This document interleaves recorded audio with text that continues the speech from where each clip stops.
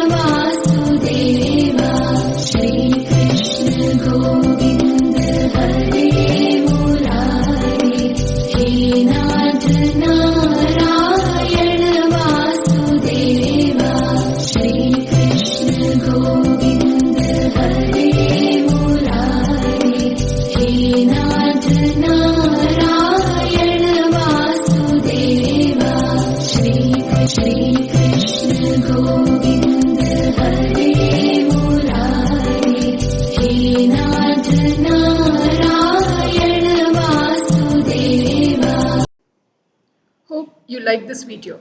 Please try it out and let me know how it is. Thank you.